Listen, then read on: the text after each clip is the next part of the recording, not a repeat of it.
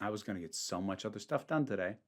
Of course, that means a trailer dropped that I feel like I should check out and react to and give my thoughts on. The trailer for the remake, reboot, I don't know what you want to consider it, of The Crow. I never thought I'd see the day this actually got released. Seriously, a Crow remake has been in the works, in development hell for as long as I've been following movie news at all. So 20 plus years? Like, they keep trying to reboot, continue, do something with this thing after the initial, quite successful and very influential cult hit film that unfortunately comes with a lot of very heavy baggage because its star, Brandon Lee, literally died on set due to a horrifying on-set accident. But since then, that franchise was relegated to direct to, I think it was even before direct to DVD, direct to VHS follow-ups, and this has been a thing that's been in the works or rumored or somebody was trying to do forever. I never thought it would actually happen, partly because I don't know what the point is. Like, I am not super familiar with the original The Crow. I am with the movie. I like the movie quite a bit. I own the movie.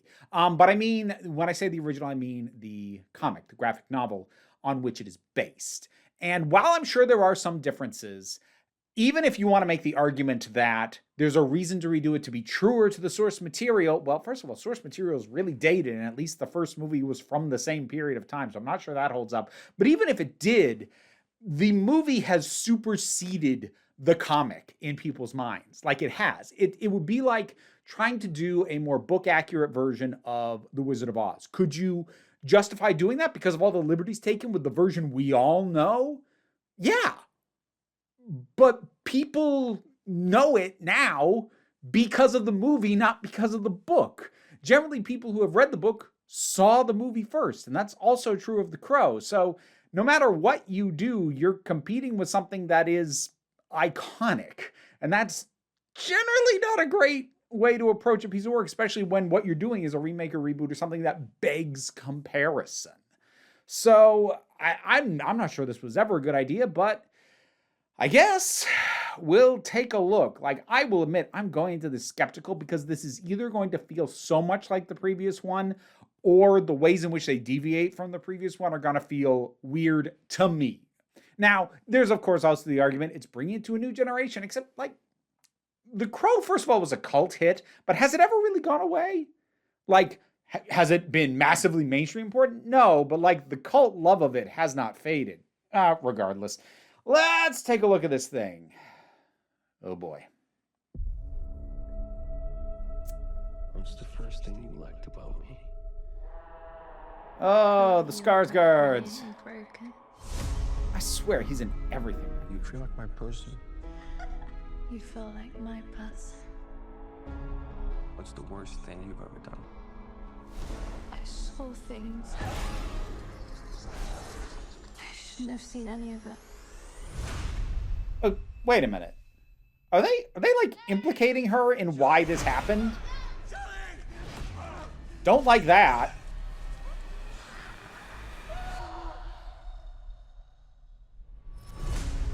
Ugh, okay. That's good imagery. I'll give them that. When someone dies, A crow carries their soul to the land of the dead. and sometimes something so bad happens. All right. I'll give it this. There's some strong visual flair that is distinct from the gothicness of the original. Until you put the wrong things right. It's going for a bit more dark, grimy. You were given the power of a god.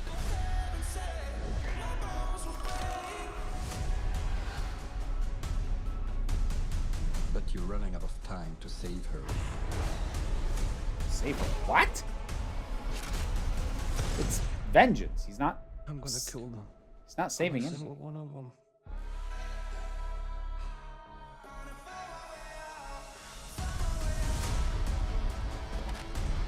And killed you.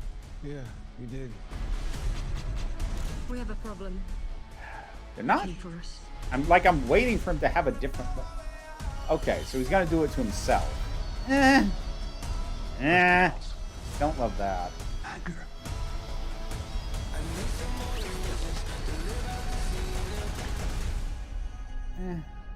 It's not anger. It's love.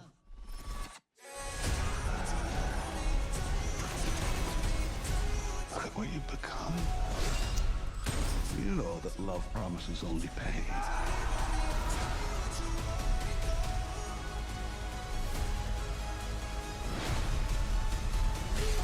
You have no idea what hell awaits you. No, I do. I mean, they're trying. How many people have you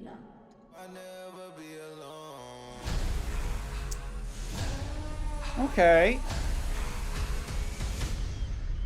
All right, so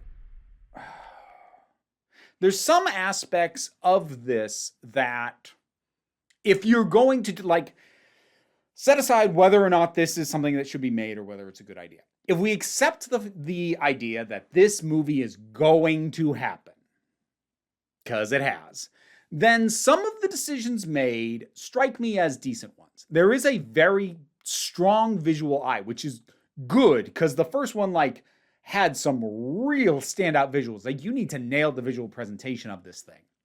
And as I mentioned, as it was going, it is going for dark, but it's going like for more dark industrial. Like, it's dirty, it's greasy, it's grimy, as opposed to dark gothic, which is what the 90s film went for. So that is a way to still have it have that dark tone, but have a slightly different flavor.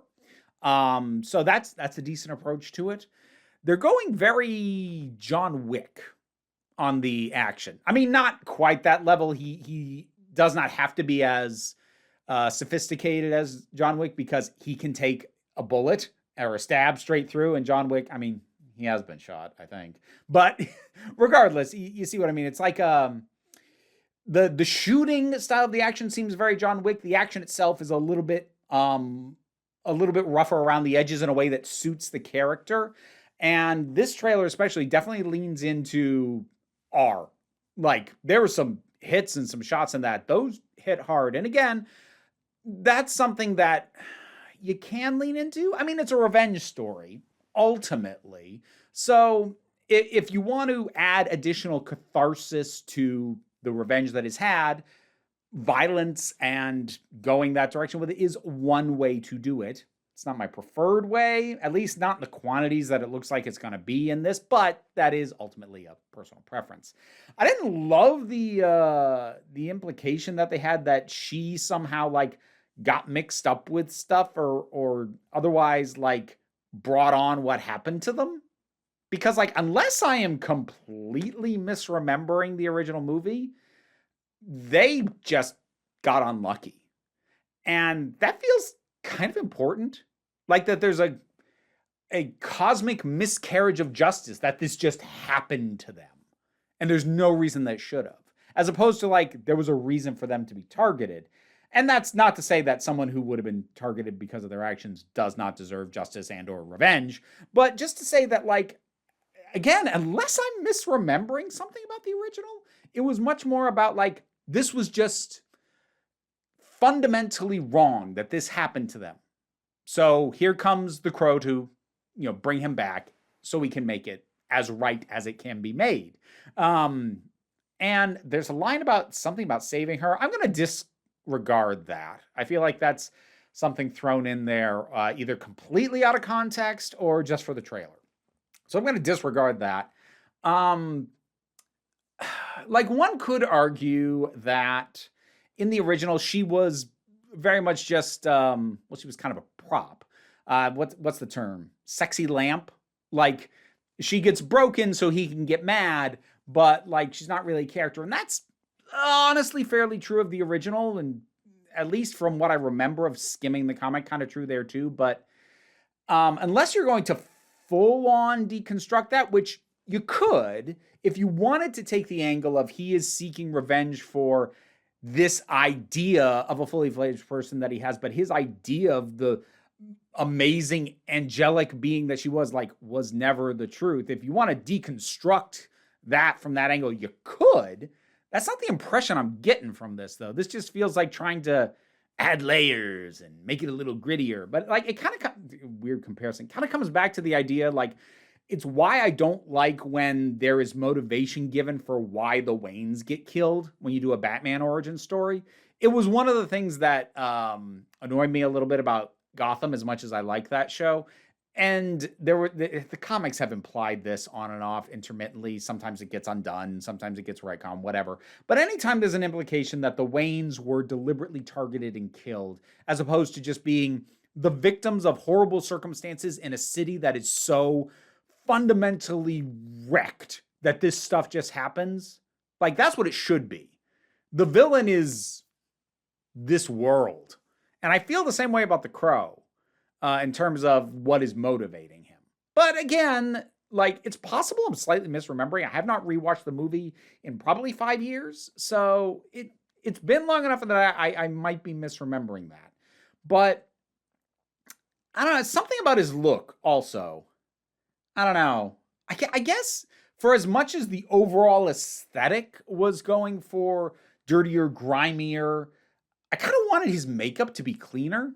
Maybe that's just my own attachment to the original, but I think it would have been a better contrast. Like, this is a world, and even another world that we get a glimpse of, that is rotting almost. And to have him stand out with this clean look in the makeup, I think would have been a really cool contrast, as opposed to grittying up the makeup to match the world. We're starting to hit the same note on every element across the board. And, like, you can still have variations within that enough to keep it from being boring, but that feels like a missed opportunity to me. But then it kind of turns into me being like, if I'd been the one to make this movie, and clearly I didn't. And I try not to go too far down that road, but my brain does, at least a little bit sometimes. That wasn't awful. That was okay. It was better than I thought it would be. I will give it that. There's some elements to the visual presentation of this that feel like that is a valid way to try and tackle this in a way that is distinct, but still has a same general overall feel to the previous movie. Like, yeah, that could work. Will it work? I don't know. Am I going to rush out to see this in the theaters? No. Although, like, I feel like I should stop caveating that at the end of trailer reviews. There's very little that gets me out into the theaters these days. The simple truth is that at this point, my reviews of movies, whether I put them up here or I do larger dissections on the main channel, generally don't get a ton of views. Sometimes if I do a deeper dive into a specific aspect, they'll do a little bit better, but that's more of a video essay thing.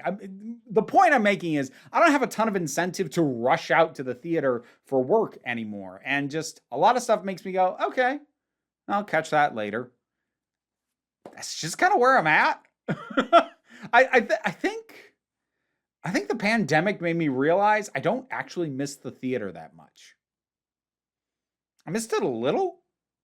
I miss going with someone, but if I'm not going with someone, if I'm not taking my kid to something, if I'm not going with a partner to something, I don't know. The idea of going to a movie theater alone just to see a thing, just so I can have an opinion on it as soon as possible, just doesn't appeal to me anymore. This has become a tangent about my work. That means I should stop.